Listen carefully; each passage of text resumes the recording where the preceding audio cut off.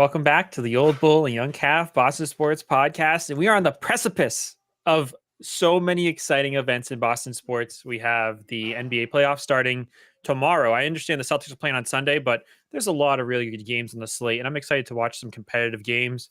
We have the NFL draft coming up next week. Maybe we'll actually throw out one of those like live draft shows that we did last time, a bit closer to the draft, have somebody else on with my dad.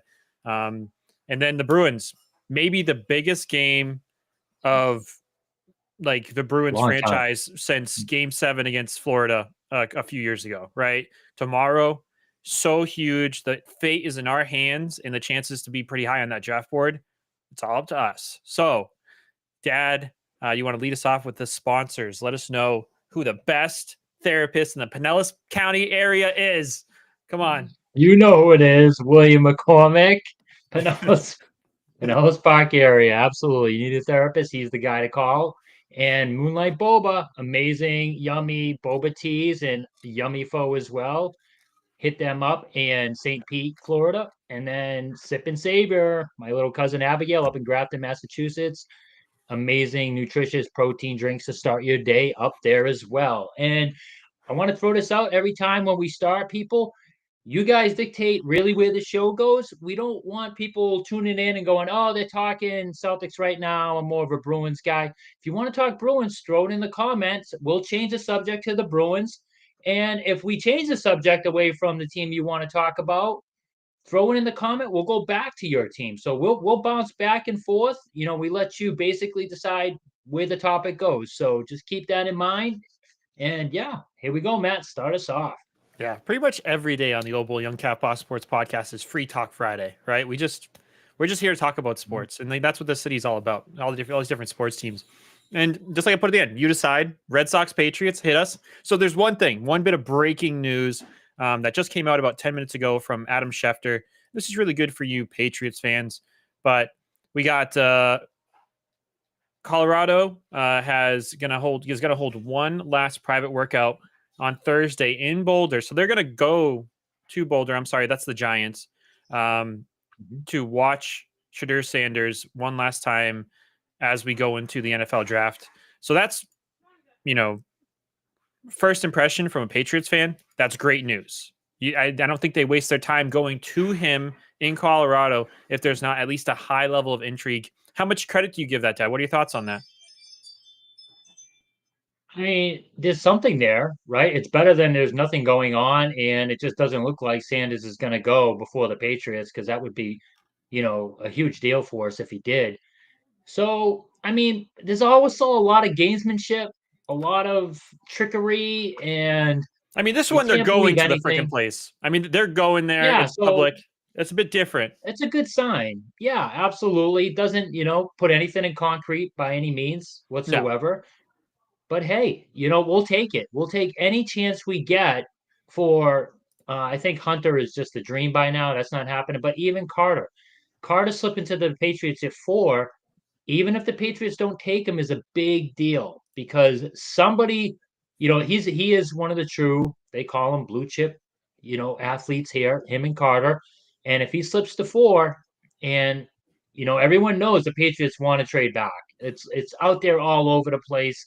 Not that the Patriots are putting it out there, but everyone kind of knows they're not crazy about taking Will Campbell at 4. They'd rather trade back.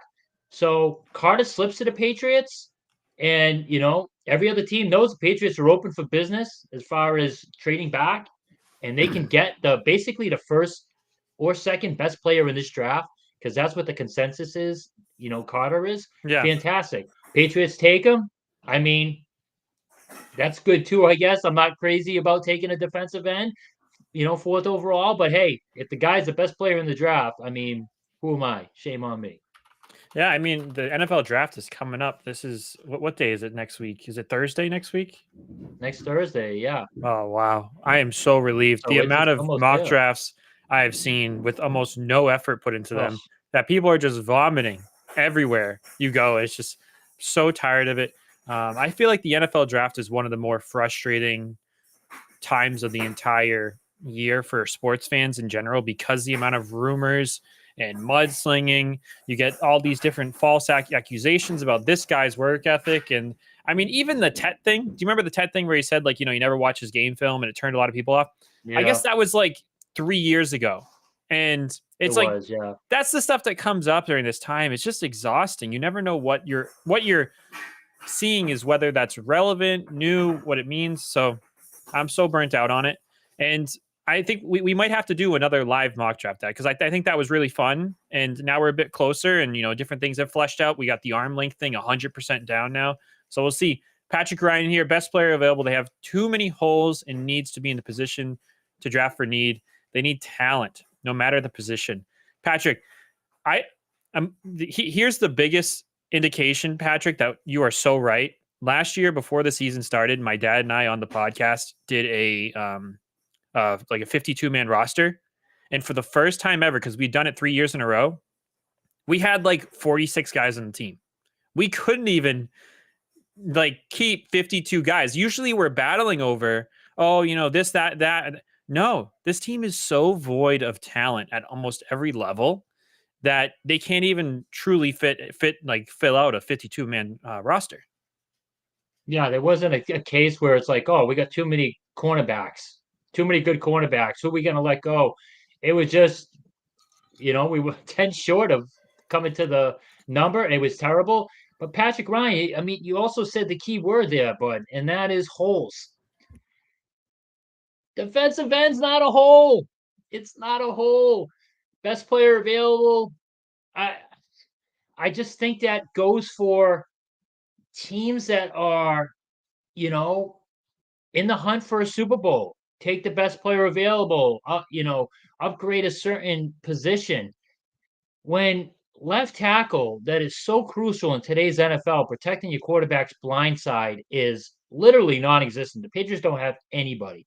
I do not consider Verdinian Lowe even a player. Like we saw last year, he's not even a serviceable, really backup. I wouldn't even be comfortable with him as a backup. It's like I mean, hey, I'm starting to come around on the Connolly guy. I like some of his film. Again, though, there's a lot of guys at Yeah. the end of the first round who need left tackles. Are we going to be able to trade up ahead of them? Kansas City needs a left tackle. Houston needs a left tackle. Now Miami needs a left tackle, and they're in the teens. And there's even another. I'm thinking, forgetting another team who needs a left tackle in the 20s as well. So, Patrick, if we take Carter at 4 because he's there and he's the best player available, and we can't get back up in the first round, and all the left tackles are gone, that is an absolute epic disaster. That is showing Drake May, we don't care about you. We don't care about your health. We don't give a crap if you get the snot beat out of you from behind all season long.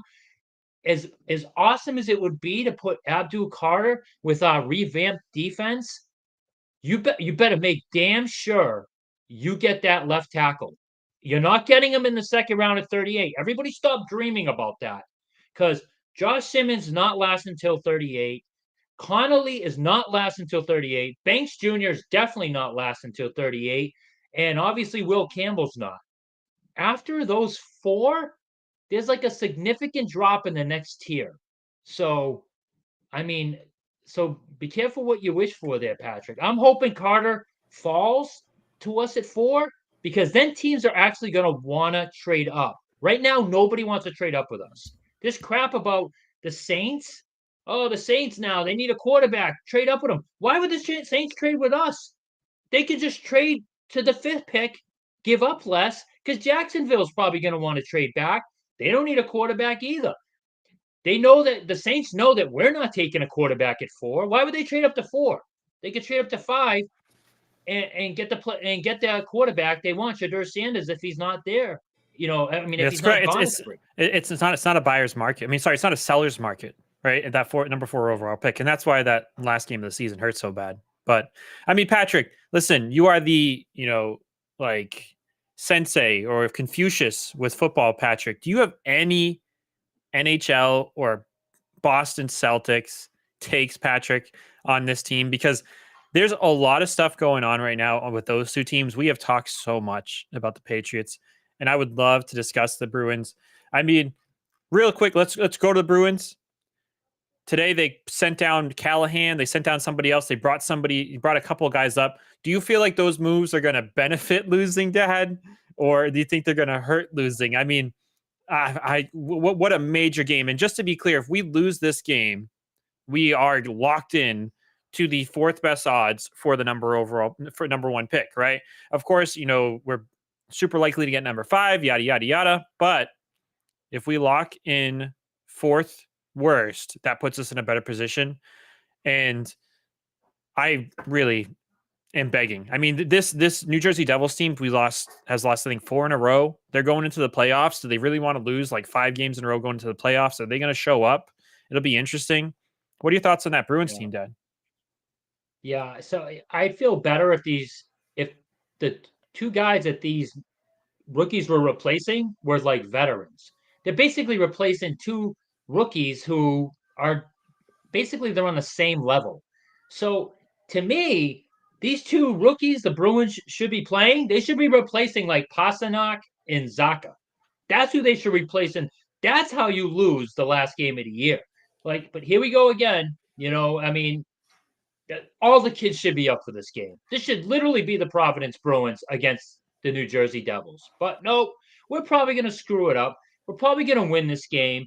And, I think we still need like one more win from the Flyers if we win this last game, and one more win from the Kraken. Yep.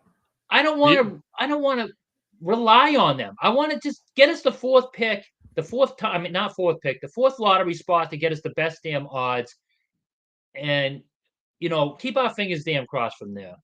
I mean, seriously, like this is hopefully not going to be another heartbreaking situation, just like the Patriots. It's in our control.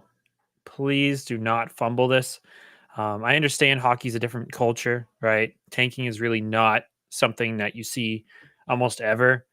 But man, Pastrnak, like, give yourself a actual chance to get a guy like Misa, on the ice with you. Of course, we'd have to jump up pretty high, but your chances of jumping up to number 2 at the 4 pick are a lot better than if you finish number 7, right? So, absolutely. Oh man, I mean, tomorrow we're hosting the Devils, which sucks because we are technically worse on the road, but we've actually done pretty good on the road since we started talking about this. Philadelphia is hosting Columbus. They might be resting absolutely everybody. Columbus, because I think they just locked up the President's Cup. No, you're thinking of Winnipeg. Columbus is Winnipeg. actually we get to hope Columbus. They're hanging on by the skin of their teeth to a shot at the playoffs. So we have to hope they're still alive for a playoff shot. And they, oh no, we have to hope they get knocked out. Actually, so the good news, they get knocked out and they don't care. So the good news is that Columbus. it's actually a game that's important right now then, because the Canadians are playing. They're up 2-1 against Chicago Blackhawks. Canadians win this game and they're locked into the playoffs, and Columbus is then voted from the playoffs. They're out of it. Yeah, Canadians would have 91 points and have the Columbus only has 2 games, and they would have to make up 6 or something like that. Yeah, they have to make up 6 points, so it's impossible. So Canadians, win your game, please, and then go ahead. What do you got? Just the scenarios, people. The worst we can finish is 6th. That would be an absolute disaster. We finish 6th because we can drop down 2 spots, which is a good chance of that because the NHL lottery is weird. We drop to 8. There's supposedly 7 really good players, and then there's a tier drop, like a drop in talent after 7. We drop to 8. That's an absolute epic disaster. We want to be at least 5th, so we can't drop further than 7th. Even though there's 7 considered blue chip players in this draft, 2 of them I'm really shaky on. That Boston College kid, I just don't like those kind of players. I don't know. It's not that they don't ever turn into anything, the local, kids, but I want the kid who is like a year early in juniors up in Canada dominating. That's the kind of prospect I want. And I feel like you just need to be in the top 5 to get one of those. So that is the situation there. Oh, Patrick chimed in. All right, so we got a Patum bomb right here. Bruins, I was so excited after the trade Yep. deadline for them to bring the young players up and see what they have. And what I saw is they have zero prospects. So you're right, right? And I mean, also, they didn't really give too many prospects the time of day since the trade deadline. Minten looked good in his limited time, but Lysel is a bust. So Lysel, I've read some stats about his high danger chances and different things that he's generating with some really crappy guys alongside of him. Got that goal last night and assist last night. I'm not super mad on that, especially with very limited time on ice. He went 11 minutes last night and had a goal. Not super mad at that. And I mean, he did hit a goal -3 against Buffalo, -2 against Chicago. So he did, lay a couple eggs, but it was nice to at least see him. Merkelov didn't contribute anything in his time in the NHL. I was really high on Patriots, but he has shown nothing after a great preseason last year before he got injured. I'm not looking forward to the draft unless they get lucky in the lottery and get one or two, as it's a two-player draft. Not that I trust them to draft the right player, regardless. In the free agent class this year is awful, so I'm not very optimistic about the Bruins this year or next year. That's very hard for me to say. So I will say this: I believe the Misa kid, is like one of one on the offensive end. The other kid, the Scheffler defenseman, he's also supposed to be really good. But then, like, according to Pete and a few other guys who know those young hockey guys, the Desnoyers kid's not bad. There's the Higgins kid. My dad doesn't want that kind of big body guy. There's a few centers, Patrick. I don't know if you've seen them that might end up being, second line centers or something else in the NHL that we wouldn't be too upset about having. So I don't No, know. what are you talking about? No, they'd Yeah, be number 1 centers. fingers They're not going to crossed. be second line Okay, centers. all right. So Yeah. you Listen, disagree with Patrick here? Patrick, Patriots, you can't go by what you saw. Patriots right now is in Providence, and he's dominating. He's absolutely dominating. He's got like 10 points or something like that in his last 7 games. So you have to think of it as Patriots playing with players on his level right now, 12 and he's points in 10 kicking ass. games. 12 points in 10 games. 6 Okay, goals, 12 6 points in assists. 10 games, right? The problem is they bring him up here. They don't give him any power play time. They stick him with bum wingers. They give him third or fourth line minutes, and they drill in their head, oh, you got to back check. You gotta play the defensive zone. You gotta play strong in the neutral zone. Otherwise, we can't play it. So now he's nervous. He's not playing free. That's the case. Patriots, I'm telling you now, Patriots is really good. He's going to be, at the very least, a really good second line center. Mark my words on that. They just need to get a damn coaching staff in here knows what to do and give him a chance. Minten, they just bring him up, and he's showing really well. He's got a goal. But I mean, what are you doing just bringing him up now, Patrick? I so agree with you. Like that trade deadline, I was expecting to see all these kids up here: Minten, Merkelov, Patras, Lysel, all of them going full tank mode, and then see what the hell we have for building blocks going into next year. But the Bruins screw that up. They start bringing these guys up. They start trickling them up here. They still don't give them power play time. They still don't give them first line minutes. They played Lysel in the top 2 lines yesterday, and he got a goal and an assist. So, it would have been nice if we saw that like a month ago, right? To really see what the hell we have. But leave it to the Bruins to F everything up because they're freaking clowns. Yep. And then he had a nice line. So go ahead. And honestly, I don't know, Patrick, if you knew those Patra stats. He has, like my dad said, I didn't know he had 12 points in 10 games. But again, they're not really putting a lot of our young guys in positions to succeed. You talked about wanting to see our young guys, and you mentioned you didn't like what you saw from them. But at the same time, almost none of them are getting more than 12 minutes a game on ice. And when they do get time on ice, almost none of it is power play. And the rest of it is with, 35-year-old Patrick Brown on the side of him or some garbage. It's like, you can't, Yeah. it's really hard. And you know what the bummer is that there's been some decent highlights we've seen from Providence with the line of like Minten, Patras, and Lysel, or Minten, Merkelov, Lysel, and like, you never see those guys. Like, they should be bringing them up. It would be really nice to get some action.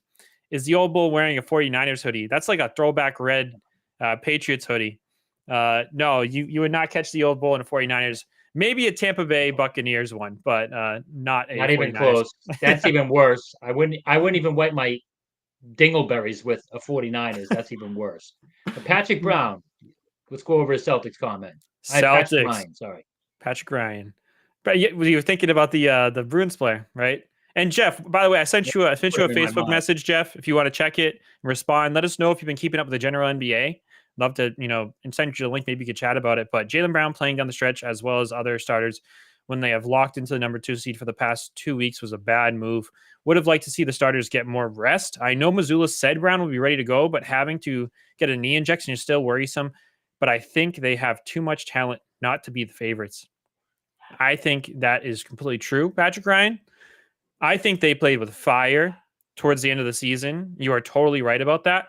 I did not like the Jaylen Brown stuff. I understand he had like a $2.2 million bonus on the line if he made all NBA, but come on, dude, you're making like $72 million a year. Like the amount of endorsements you'll get if you win back-to-back championships is kind of a big deal. And he did shut it down though. Yeah. He did. Like he could have played the last 2 games and be eligible. He didn't. He did the right thing. He's doing his best to get to 100%. If I had my way, he wouldn't even play the first series, even if he is ready to go. Like, who the heck cares? Like, we should breeze by that first series. It should be a sweep. It really should. So, I will say this, Viner, no picking on my Bucks. Amy's dropping the bomb. Watch yourself. he can act all he wants, Amy, but I think there's some Bucks memorabilia back there. This camera lens is not wide enough, Amy. So. Miss you, Amy. I miss you big time. I miss giving you crap about your very average and mediocre Buccaneers with your average quarterback, Baker Mayfield.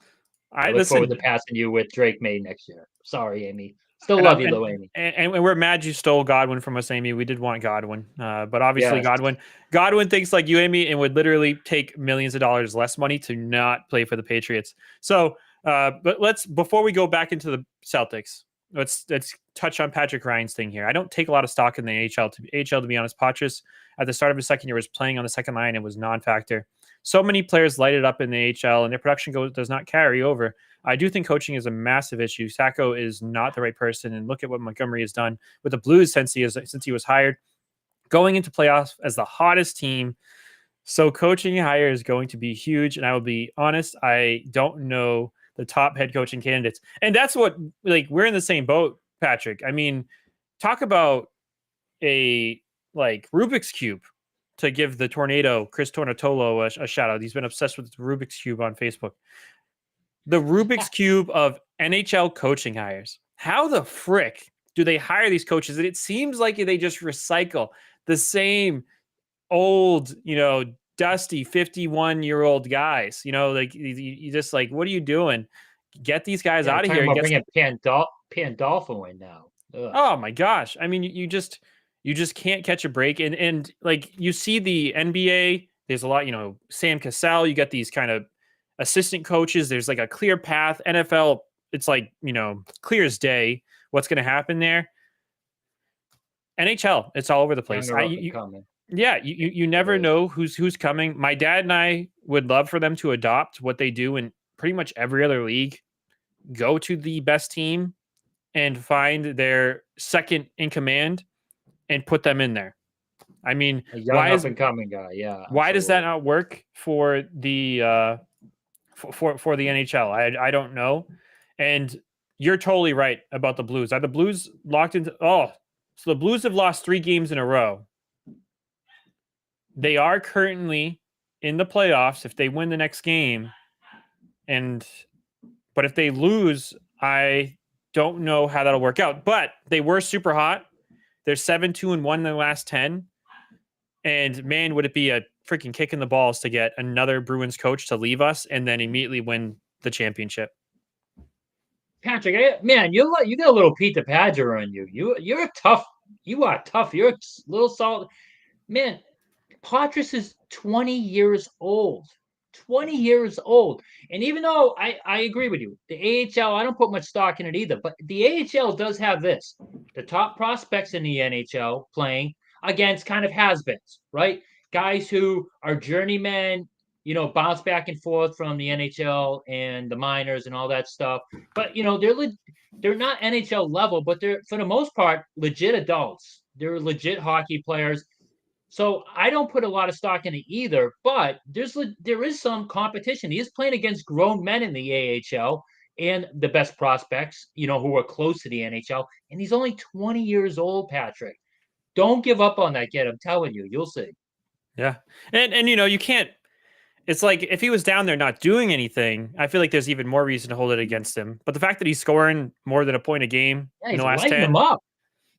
it's kind of Absolutely. hard not to get excited about that. Like, Yeah. yes, the talent's not good, but if he's performing like the talent's not good and he's above it, that's actually really nice. And like my dad said, like they are grown men, and it's also more dirty, right? There's more spotlight on it. You got these lifetime age AHLers, gunning for this young, light, talented kid. So it's a bit more risky. So going back to the Celtics, one of the things I'm most excited for, and Dad, I think I'm going to ask you the same question. What are you most excited for about the Celtics team going to the playoffs? I am most excited to see a Celtics team where Porzingis is in the starting lineup and seems to be Knock it on wood. a knock it on wood, completely like on the right path of health, right? Like last year, it felt like he was even more, what's the word? Like fragile. This year, it seems like he's been doing things. It just doesn't seem like too big of a concern. So for me, Porzingis is one of the things I'm most excited about. How about you, Dad? About the Celtics team? I mean, it's a boring take. It's been repeated a million times. It's very simple. If the Celtics do not suffer any injuries this upcoming playoff, they win it all. It's as simple as that. Nobody is beating them. But, again, that's a big if. Porzingis missed half the games this year. Jaylen Brown just got a shot in the knee, even though I think he's going to be okay. And injuries just happen in general. And the Celtics have been very lucky with health, knock on wood. So let's see if that continues. You have to play the games. Look what happened to other teams last year. Some other teams get decimated with some pretty big injuries. But man, if Porzingis stays healthy, I mean, and the rest of the team does, forget it. It's over. And Porzingis, he's kind of doing what I was hoping. He's driving less because I feel like that's when he gets hurt. When he actually tries to drive to the hoop. No, dude. Stay behind the 3-point line, hit those long distance 3-pointers, and find yourself posting up. Get the ball in the post, turn around, and do your thing and do your jumpers. Do not drive to the hoop. Stay away from that crap. That is when he gets injured. Listen, it's the playoffs. It's the playoffs. I'll tell you who else is fully healthy going into the playoffs. Jeff Unknown, excited. Jeff, I'm sure you've been waiting, just like us. You've been chomping at the bit. The Celtics, Jeff, thanks for joining us. The Celtics are on the cusp. I'm just, Jeff, same question, right?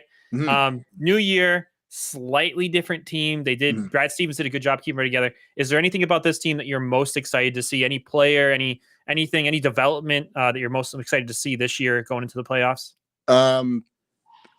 I don't want to jinx anything, but I'm really excited about Porzingis because he's looking healthy. Hard not to be excited. And he's just that 3 ball he made the other night was just bonkers. The one from like 8,000 feet out.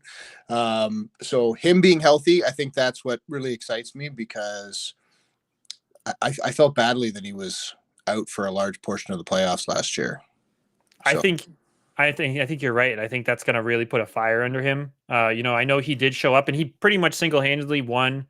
Was it game 2 or game 1 against the Mavericks, where he came in and scored like 21 points in the first half, blocked Kyrie, had one of my favorite NBA sequences of all time in that game to really set the tone. And I think he's going to bring a fire under him. I'm curious, how do you guys feel about guys like Pritchard and Hauser and Cornette? I mean, like, if you had to pick, Dad, you can go first. You had to pick out of those 3. Which one do you think is going to have the biggest impact in this playoff run? I think ultimately it might be Hauser, just because Pritchard, he is a good, scrappy little defender, but he still can be taken advantage of. Where Hauser is sneaky good on defense. There's not much of a drop in defense going from their other wings, Tatum and Brown. There is a little bit of a drop, especially with Brown. There's like a lot of athleticism there. But Hauser is a sneaky good, sticky defender. And Pritchard, he's still kind of a matchup disadvantage at times, even though he battles hard and he does make some good defensive plays, but he can be picked on. So, I like the fact that they all got their feet wet last year, but they have bigger roles on the team this year. So I'm curious. I like that the Celtics technically have two bunnies that should have two bunnies for the first two rounds. And that gives Hauser and Pritchard and Cornette even that confidence in the playoffs that they had during the regular season. Because make no mistake about it, Pritchard wasn't a huge factor in last year's playoffs. Everyone remembers the half-court shots, but he wasn't as big of a factor as he is this year, where he's now sixth man of the year favorite. I want that to translate to the playoffs where it matters. So we'll have to see if that happens. All right, Jeff. Same question to you. Of those three players, which ones do you think is going to have the best or biggest impact?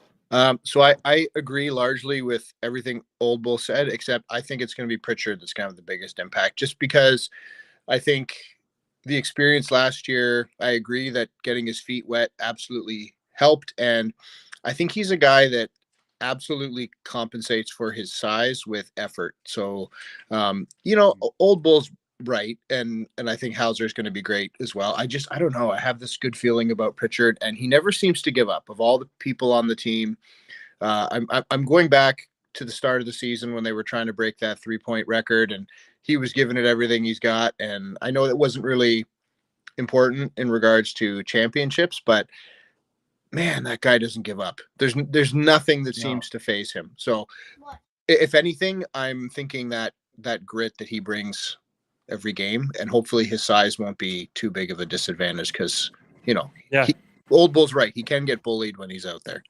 Yeah, and I think one bit of stat that I think is very important, especially for Hauser, is he started off this year ice cold after that contract, and he finished the year over 41% shooting from three. His last 10, he's like 42.5% in his last 10. He's been playing a ton, especially in these last few games. So Hauser, and like you said, sneaky good defender, and also Cornette. I think there was an advanced statistic, like on rolls to the hoop, he leads the NBA in like points per rolls to the hoop. I think he's become kind of a very savvy offensive presence. Of course, there's a lot of danger in the playoffs as you get to these sort of games where he could get exposed on the defensive end. But healthy Porzingis, healthy Horford, who's also been playing really well down the stretch. Maybe Cornette can get injected into a few things. One thing, I think Kada has taken a big step back. I don't think we're going to see much Kada this year.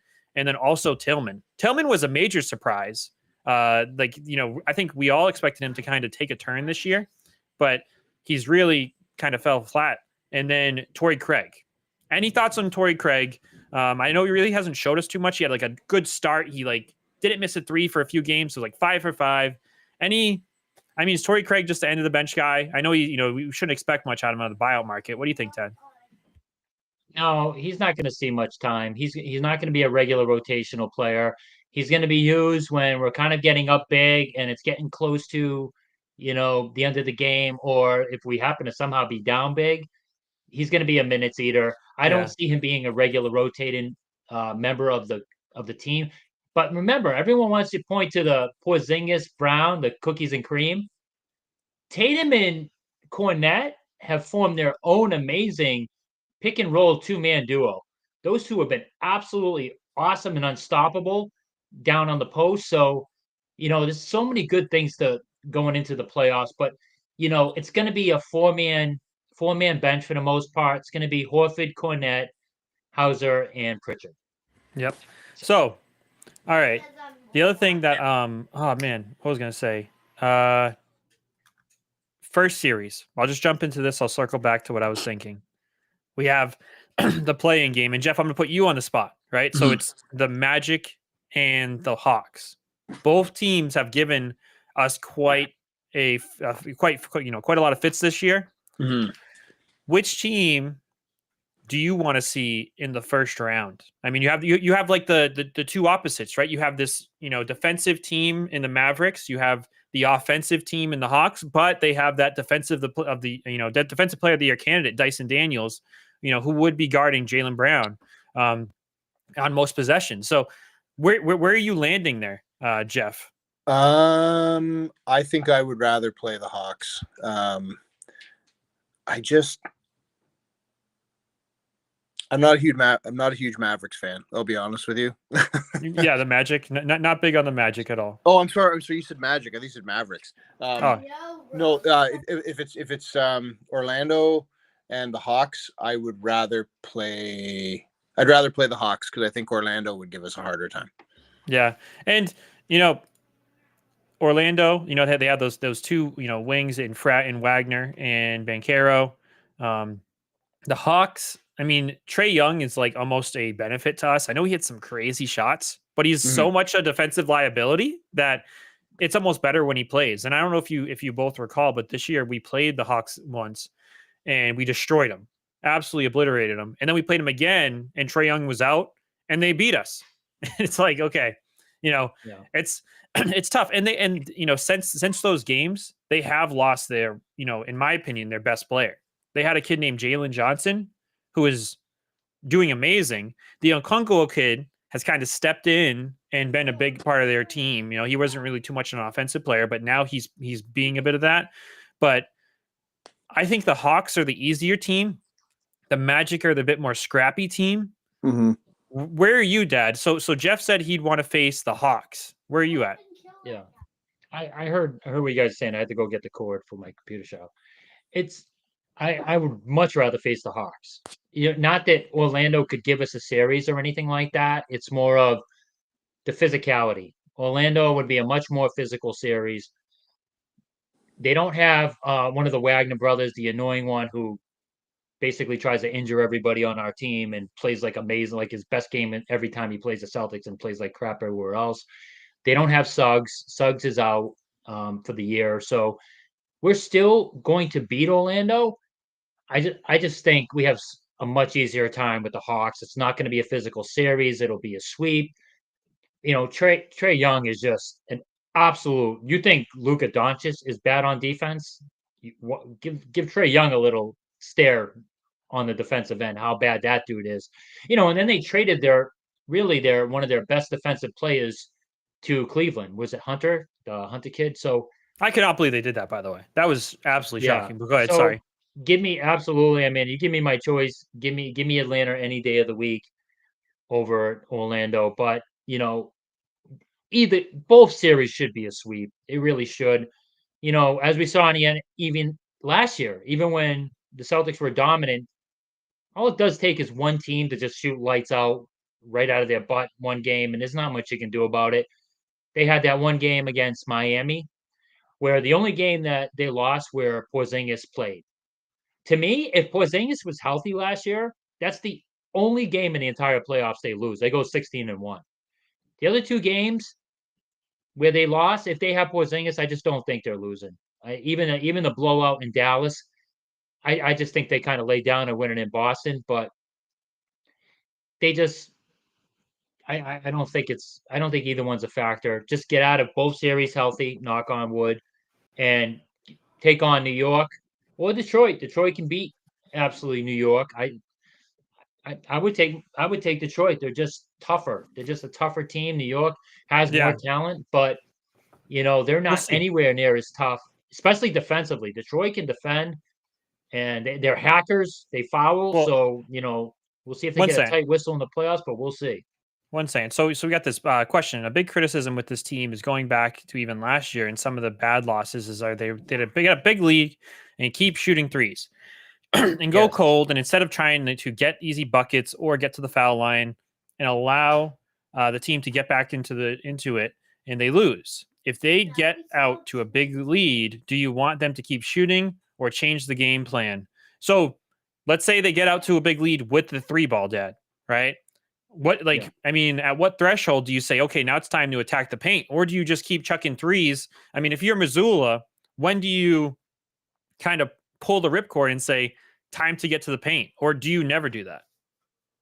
Pat is so right on this. I mean, that is why one pet peeve with the Celtics is they just know when to say when, right? Like the old drinking and driving commercials, know when to say when.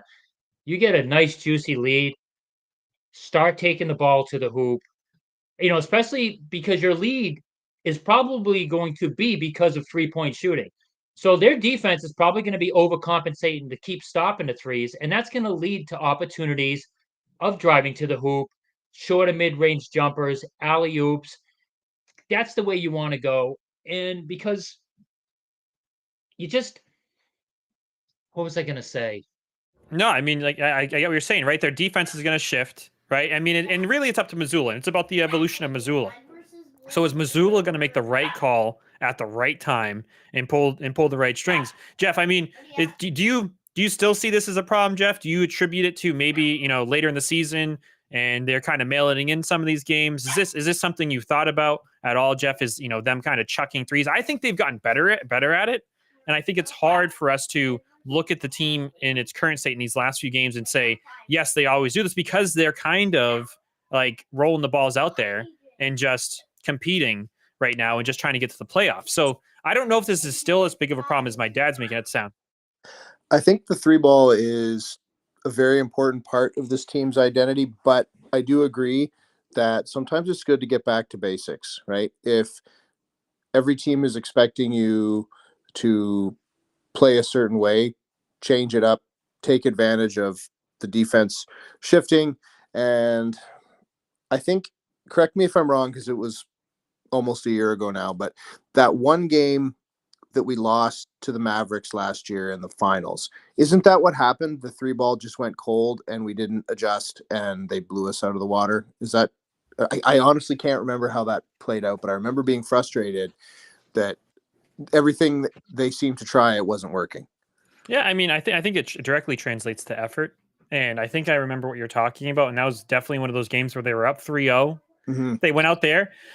They just tried to shoot the Mavs out of the gym. They realized it wasn't working, and they just kept trying to shoot the Mavs out of the gym. Yep. I mean, I think that this team has a switch, and I think that there's no world where they're going to do that in a series that's too competitive at this point.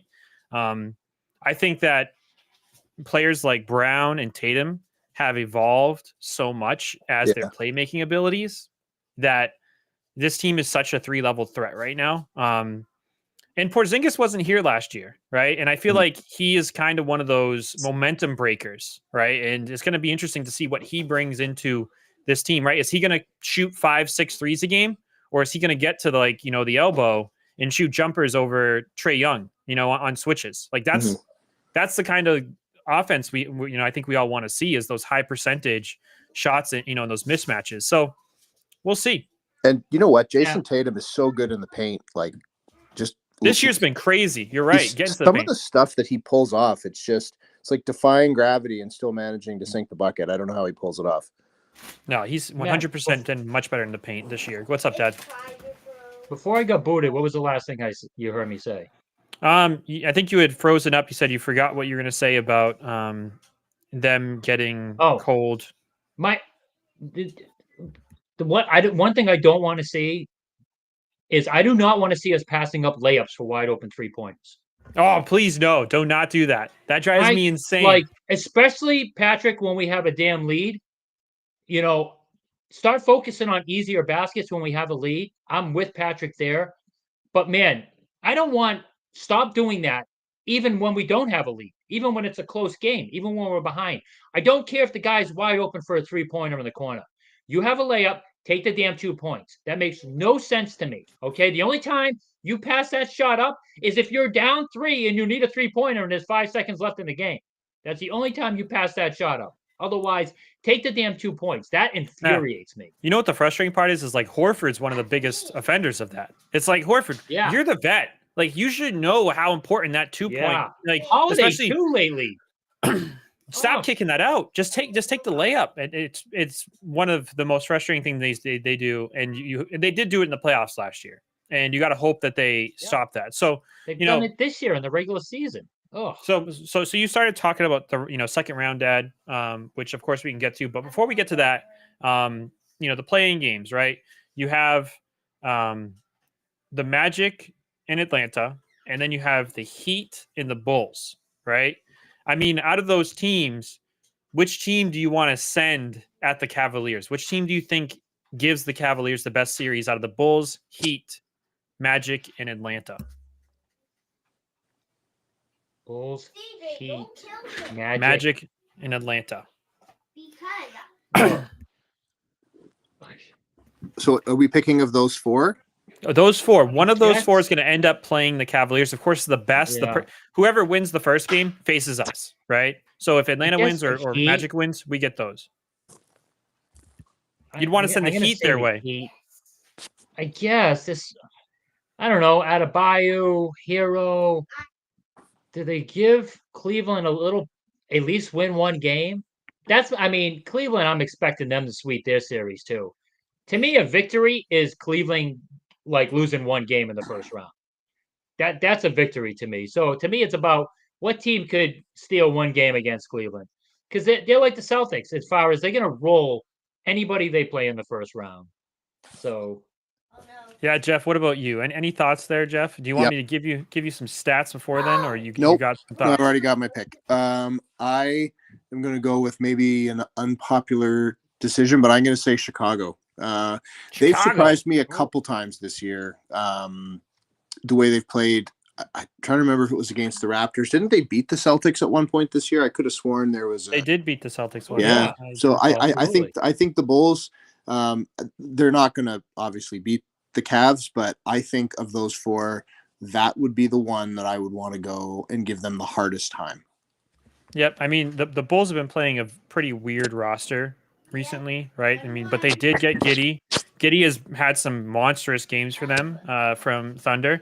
Of course, they have Kobe White, a fast guard, kind of exposed that Mitchell Garland the defense. And then, what about their big guy Vucevic? Has he been playing? Because I'm is he hurt? I know he No, was I having guess an he just. amazing first half of the year. He was like shooting insane from 3-point land the first half of the year. I don't know about him lately though.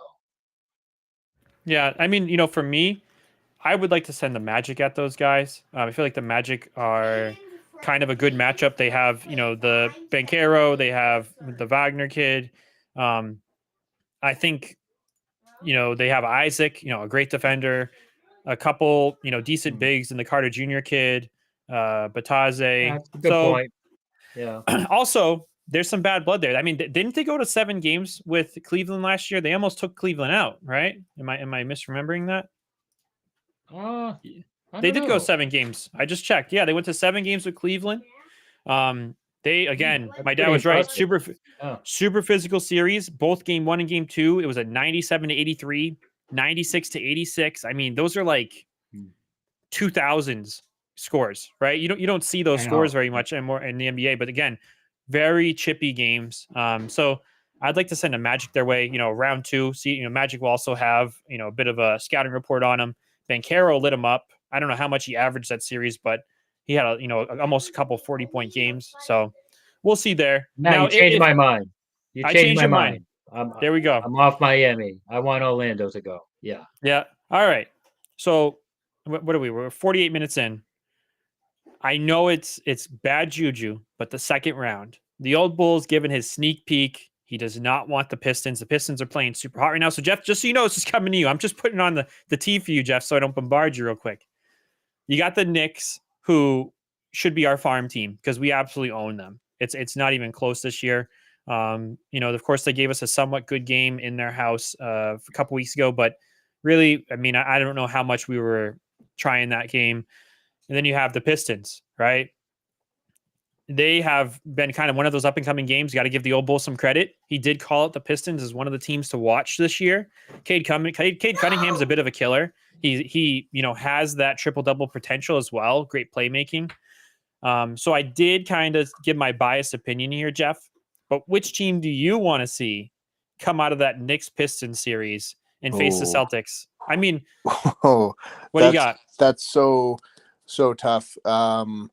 I think The Pistons are very inexperienced, so that does Yeah. work against them in the NBA playoffs. So Those teams are usually the don't do Knicks. well. So are the yeah. Knicks. I think I'd rather Brunson has playoff experience. This So is does so tough. Towns. Sorry. No, that's Jeff. okay. That's all good. I think I'm going to say I'd rather play the Knicks. I think, yeah, they're really good. They're talented, but I think we do have their number. I just have a bad feeling that with how scrappy Detroit is, are Detroit. I would not want any of our guys to get hurt. So I'm thinking the healthiest path would be through New York. Especially with that Isaiah Stewart kid. I mean, he's been pretty dirty a few times that we've run into them.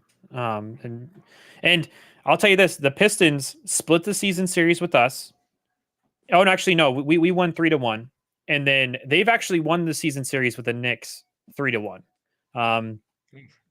They won once in December by 9 points. They won once in January by 5 points, and they won once in April by 9 points. So I think there's a really good chance that this Knicks team folds, and especially since Brunson. I understand he's a very talented guy, but he just seems to be like one of those Marcus Smart type players that just like seems to get up hobbling every time he touches the ball. He's also a foul merchant, just like Shea Gilgeous. So I think, the playoff whistle hurts him. I understand he's carried, a couple of his teams to like the second round of the playoffs, but he hasn't gone too much farther than that. Dad, I know you say Towns has a little bit of experience, but I mean, I don't think round two is much there. I want Celtics Rockets finals, Missoula versus Udoka. Wow. I'll tell you this, Patrick. I'll give you my opinion before the old bull and Jeff says this. The Rockets would be such a pain in the butt because Udoka is pretty much done what the Heat's done, where it's foul, Heat, OKC, and Houston. Those are the three teams that basically say we're going to foul you so much that the refs will get uncomfortable and just not start calling it. The Rockets would be such an annoying team with a little more talent. That's who Houston true. Is. They're Detroit with a little more talent. Detroit's on that list too. What do you think about that Celtics Rockets final, Dad? I mean, we actually had a text message thread, Patrick, where I asked Matt and Pete, and they didn't respond. But if I had my way, my first choice is Celtics Lakers for obvious reasons. I would love to see the Celtics hand the Lakers another finals loss, and you beat LeBron. And you get to beat Doncic again. Absolutely. Sign me up. That's number one. Yep. Number two for me. Number two is it's Golden State. The Warriors. I want some damn revenge. I think we still should have beat them 2 years ago. As much as I respect Steph Curry for being an absolute assassin, I still think our team is better than theirs, and we should be beating them at this stage. I'd love to get a little payback there. I can't stand Draymond Green and Butler. Can't stand Butler, obviously, too. And people are probably scared of them because of old ghosts. I'm not. I'm confident in our Celtics. I think we've gotten over that hurdle. And I think they would go into that series like, yeah, we're not scared of you guys anymore. Yeah, I used to have our numbers, but not anymore. This is our time. Jeff, how do you feel about the Celtics Rockets series? And just like the old bull, is there anybody on the Western Conference you would like to see in the matchup? I think for this answer, I think the only I'd more like to answer it as the only team I don't want to play is probably OKC. But so I just don't want to play the Thunder, but I would love to see the Lakers just because correct me if I'm wrong, but aren't the Lakers and the Celtics the only two teams that had their original name from day one and haven't changed or haven't moved teams or anything? Like they've been that. Oh, I don't know the answer to that question. That's a good question. I know they were the Minneapolis Lakers. They used to be the. Yeah. Oh, okay. No, they technically. But they were the Lakers there. Technically are. Oh yeah, they were the Lakers. They were the Minneapolis Lakers. Then I think maybe it's just the names I'm thinking. Like they might have shifted cities, but those were the original names and they never changed the team name. So that's kind of a classic. I'm thinking, classic Bird versus Magic series type thing, Brown versus LeBron. That's what I'd like to see, but just not OKC. So I will tell you this.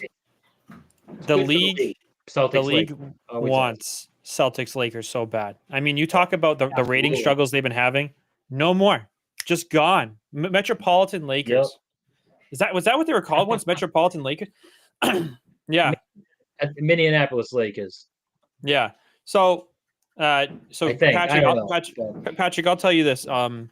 Very similar to Jeff Unknown, the one team I wouldn't want to see is OKC. And the reason why I say that, number one, I don't think we're going to see OKC. I think OKC is banned and bounced there's a chance round one.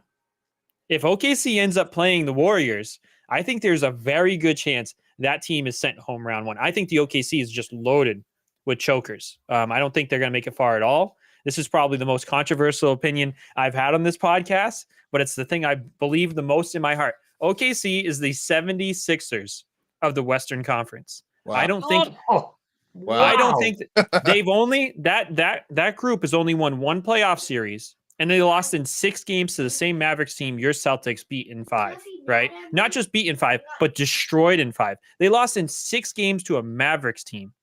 And it's the same core, the same heart. And you know what? Shai Gilgeous is not going to get, 15, 20 free throws in the playoffs. So I don't see them. And also, the league does not want OKC in the finals. I'll tell you this. Nobody if you're a money man in the league, OKC in the finals is like I don't know, DEFCON 5. If you get OKC Pacers, you know how bad that would be for the league. I mean, the Nuggets Clippers. So let's look at the West. Thank heavens the Celtics aren't over there, because it feels like every series over there could have been a finals level Battle series. Royal. I mean, like Thunder, Nuggets, Lakers, right? I'm sorry, it's Thunder, Nuggets, Clippers. One of those. I mean, would you say that's a landslide for the Thunder against the Nuggets, or would you say it's a landslide for the Thunder against the Clippers, Dad? Do you see them even coming close to winning that series in 5 games? Because I don't personally. No, the Thunder is gonna get out of I think the first round with an easy series. After that, they're gonna be in some street fights. There's gonna be some. Every single one of those series is going minimum 6 games, probably 7 games. And if they do lose, it's ultimately going to be because of experience. It's not going to be because of talent. They're just as talented as anyone else. The Clippers, Kawhi Leonard, he's like absolutely really turned an it X on factor out recently. there.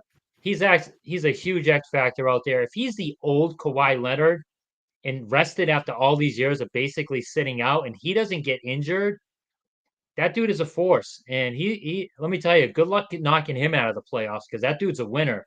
But Yeah. can he stay on the court? That's the key. I'm saying I want Lakers, but they're not going to make it. They're not good enough defensively. OKC, they have an easy first rounder. They're going to get by that. I still think they're the favorite to come out of that. So when I say who I want to see, I'm talking about for revenge purposes, Golden State and the Lakers, just because Celtics Lakers, I love that. I love beating I want to beat LeBron. But truth be told, I disagree with you, young Cav. I still think OKC is coming out of that conference. All right. So Jeff, same question to you, right? Mm-hmm. The Thunder. First round, they could get any of the Warriors, Grizzlies, Kings, Mavericks, right? I mean, the question really is do you take the field or do you take the Thunder? And in my opinion, I'm taking the field, right? I think the Nuggets and Clippers give they're loaded with experience. They're loaded with final, pedigree. And then the Thunder are the opposite. So are you, I really am just layering on the bias here, Jeff, but do you take the field or you see OKC kind of getting through this playoffs, whether it's cruising, use your own words, cruising, or are they going to have a slog, but they're going to get there? What are your thoughts? I definitely think the Thunder are going to be who make it to the finals. As much as I don't want that to be, I think they're going to just batter their way through everybody. I would love to see Kawhi Leonard do well, because I still feel like I owe him for the championship in Toronto that year. Yeah. Because you know what, if that's the Kawhi Leonard that is showing up at the playoffs, the Clippers are going to be a bigger threat than maybe we originally thought. I did want to say, I thought it was funny that you mentioned about the 76ers, because I think you had asked me like way back before the start of the season, like, what team are you looking at as a potential threat to the Celtics? And I said the 76ers. So that prediction was People did. That was horrible. No, yeah. I mean, Maxey, Paul George, and Embiid on paper, that's a great team. Yeah. Definitely. But ultimately, though, I think the Thunder's going to win on that side. I think we're going to win the whole thing, but I wouldn't be surprised if it's Celtics Thunder in the finals. I'll tell you, if the Thunder get to the finals, then I think that they've taken a leap as a team, and it does become much tougher for the Celtics. I think that team is special. I think one of the things I ride on most of the Thunder is their choke and their lack of guts. So we'll see. And like everybody drools over Jimmy Butler. But I'll tell you this: Kawhi Leonard is what everybody pretends Jimmy Butler is, right? Kawhi Leonard is a playoff killer. If Kawhi Leonard's healthy on your team in the playoffs, has he lost in the playoffs when he's fully healthy? I don't know if he has. I mean, he won on the Spurs. He won in Toronto. He came to LA. I mean, correct me if I'm wrong, but do you recall a healthy Kawhi Leonard team losing? Well, you know what? I'd have to go back and look. I don't know. Yeah, but off the top of your head, it's synonymous. Healthy Kawhi Leonard means a successful team. And you know what? He wasn't healthy when he was in Toronto. He was playing hurt, and he still managed to be incredible. I don't know if you guys remember watching that series, but there was I think it was a Game 7 moment against the 76ers, and he sunk that buzzer beater to break the tie and win the series. Like everyone remembers that. Everyone, that bouncing shot, of course. Oh my God, that was incredible. One of the biggest shots in NBA history. Yep, that was incredible. I'm just grateful. I'm grateful of this, that James Harden's on that team, because that is why as much as he's a killer, I would be very confident if the Celtics ended up against the Clippers in the finals that we're going to take care of them, and probably like 6 games, because that James Harden, that dude is a choker. That dude always disappears at some point during the playoffs, even if he gives you a little glimpse of a game here and there where he looks like he's going to be a playoff factor. Then all of a sudden he turns into James Harden, and he has one of those games where he goes like literally 2 for 15 from 3, and he just kills his team by shooting too many threes. Then too much crying to the refs, and the refs don't give him any calls because they're sick of him crying. Thank goodness James Harden is paired up with Kawhi Leonard, because I think that kills that team. Yep. I mean, we'll see. But they also have like this Chris Dunn kid who's like, an amazing guard, and Powell he's like in the running. Too. Yeah, Powell. Yep. We'll see. We shall see. And and one other stat I wanted to bring up: the Cleveland Cavaliers. They started off the season with 100. I'm sorry, the number 1 3-point efficiency in the league. Do you know what they've been since the trade deadline? Glad you brought this up. I did see it. 19th. Yep. So I said, Dad, water would find its level. Do you think Ty Jerome is going to shoot 48% from 3 for the year? Spoiler alert, he's not. None of these guys are. Yeah. So it's going to be interesting come playoff time when it gets even harder to make those shots, when the situations get even tougher. So I don't know. Yeah. It's going to be interesting. Another big development for Celtics fans is Damian Lillard. That Bucks team. I know Damian Lillard. He had blood clots. Best wishes to him. Hopefully he doesn't. Coming out of that series, you think the Bucks had not beaten the Pacers? No way. Absolutely not. Pacers are coming out of that series. Pacers are going to be there for Cleveland. They're going to be there to give them a scrappy series. I still expect Cleveland to win that series, but hopefully the Pacers can take them to 6-7 games, which I think they are capable of. Yeah, so it's tough, right? The Pacers and Cleveland have played twice in the last 4 days. They played on the 10th and the 13th, and the season was kind of wrapped up. The Pacers did win both of them, but the Pacers did win in January. They beat the Cavaliers by 15 points. That has to be one of the worst losses of the season for the Cavaliers. And that's Cleveland played. They played their players, but anyway, go ahead. And then 2 days later, they lost to the Cavaliers by 10. And I'll tell you, in that game where they lost by 15, they had Mitchell, Garland, Mobley, Allen, and Dean Wade. So they actually had their full starting 5. So, and that was in Cleveland. I don't know. Yep. Jeff. Nice. Jeff, how do you feel about Cleveland after we just slandered them like that? Do they seem more human?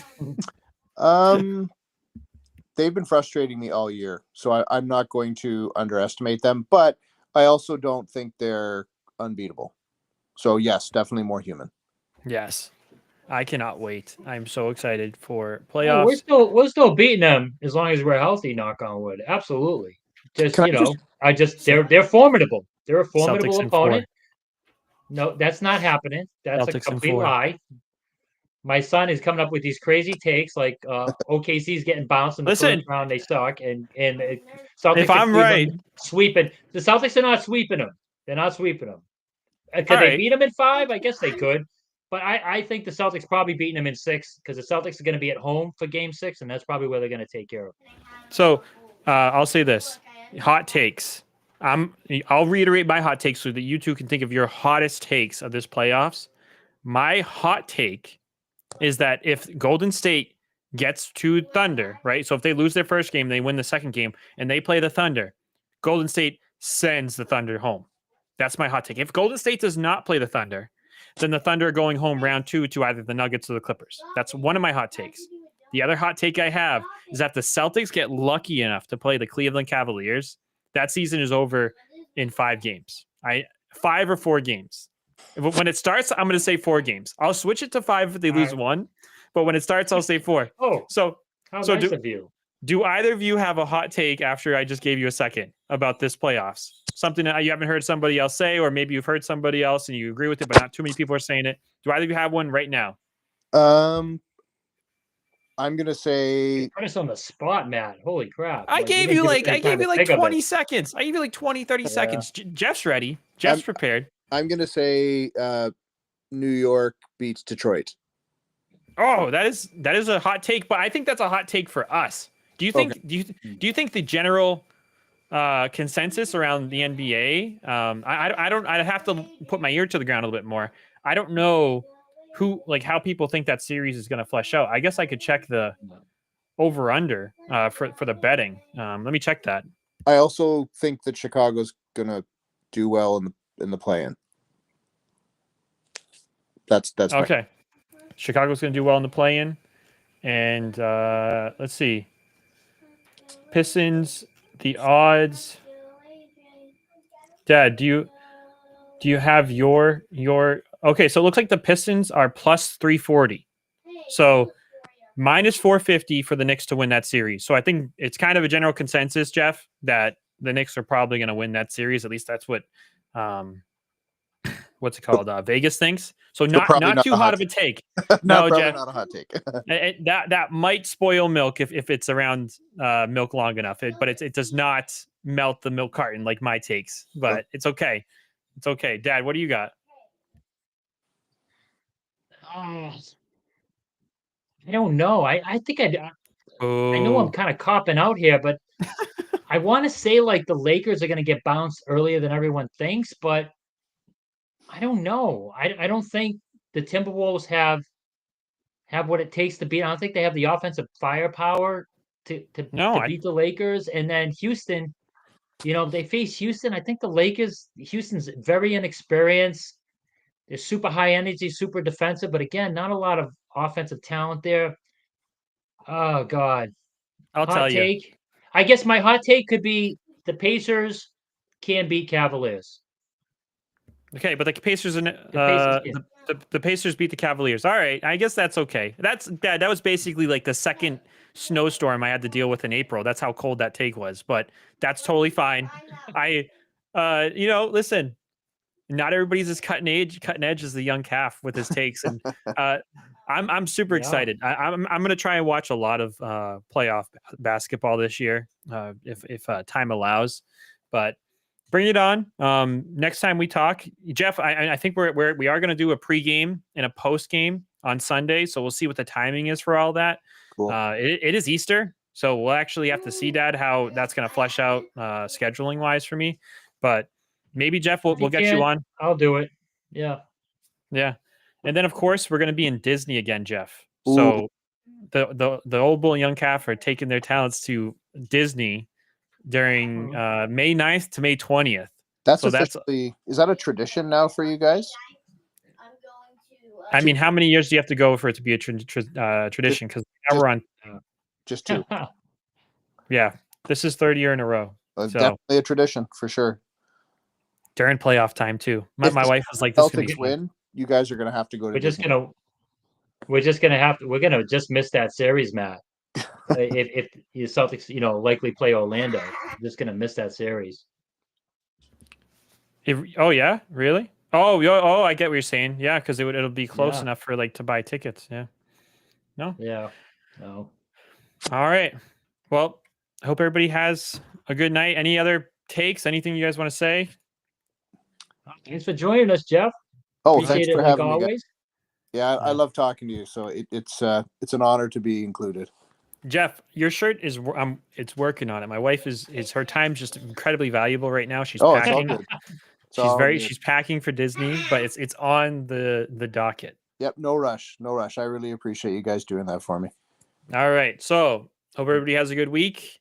Get excited for some stuff. We have a lot of content. We're gonna have probably 2 streams on Sunday, and we'll definitely still have our Monday stream, which might focus on the NFL draft, and then we're gonna have our NFL draft live stream.